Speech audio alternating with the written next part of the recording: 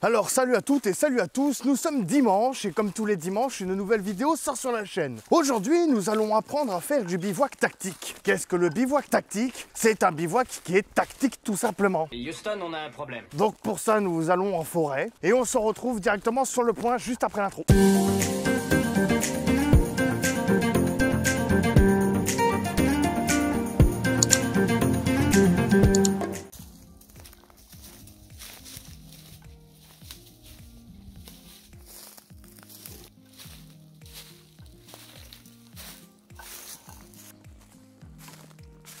Avant toute chose, on va commencer par poser son sac.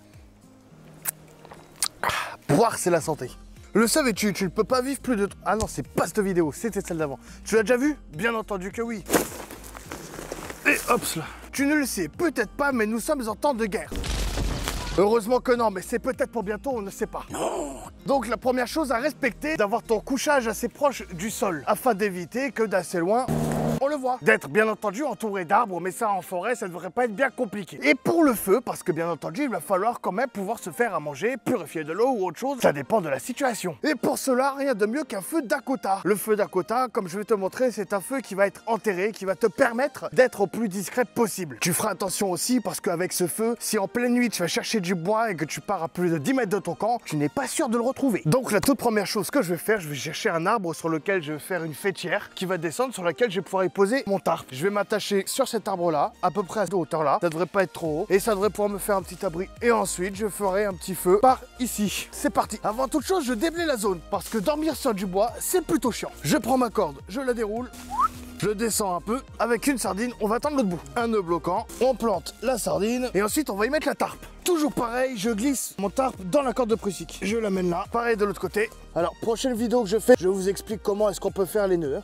On va tendre les deux côtés ici, et le dernier. Ensuite, parce qu'on aime le luxe, on prend le poncho, on peut ranger le sac, il y a de la place. Et là, tu vois, on dirait pas, mais il y a de la place. Je te montre ce que ça donne de l'extérieur déjà. Voilà, donc on le voit un petit peu, il est là-bas. Mais bon, franchement, c'est pas non plus la chose la plus voyante.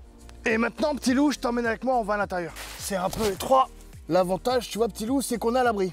Et on est plutôt pas mal. Et maintenant, il nous reste plus qu'à faire le feu. Et pour ça, comme je t'ai dit, on va faire un Dakota, c'est parti. Et pour le foyer Dakota, c'est pas bien compliqué. On va faire un trou ici, un autre trou par là avec une arrivée d'air. On va faire un petit feu qui sera du coup enterré dans le sol. Voilà le premier trou. On va faire un autre trou à environ un pied ici. On essaye que les deux trous soient à peu près de la même profondeur. Et là, on va essayer de creuser du coup un trou qui aille de l'un à l'autre.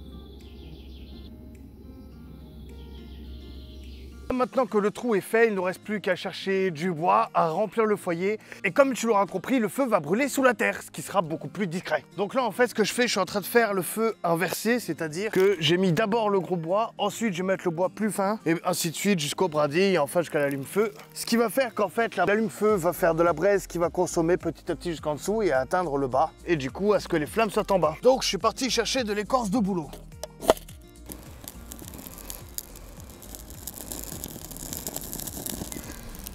Et voilà le feu Dakota. On va voir ensemble du coup ce que ça donne d'un peu plus loin. Donc le feu il est juste là-bas, on voit encore la pelle, mais on voit pas le feu. Du coup plutôt à faire attention parce que si tu pars le soir, que tu pars en mission chercher du bois, tu t'en vas à plus d'une dizaine de mètres de ton camp, et ben tu retrouves pas ton camp. Et donc mon petit loup, voilà qui va te permettre d'être tranquille, de pouvoir bivouaquer en toute tranquillité, n'importe où, n'importe quand. Bien entendu, on utilisera la terre qu'on a mis de côté pour reboucher le trou, après avoir éteint le feu bien entendu, ce qui te permettra de passer incognito. Bah oui, tu penses bien, si on fait un bivouac tactique afin de ne pas être vu, ce n'est pas pour laisser des traces une fois qu'on part. Et voilà petit loup, quand tu pars du camp, c'est censé être propre et qu'on ne reconnaisse pas ton passage. Donc là, juste là, c'est là où il y avait le feu, là c'est là où il y avait mon tarp. Et voilà petit loup, maintenant tu as pu finir tranquillement ton petit bivouac, tu as pu boire ton café. Je suis désolé, je termine sans mon micro. Donc voilà, si on jette un dernier petit coup d'œil en arrière, aucune trace de notre passage, c'est important. Petit loup, mais la vidéo touche à sa fin.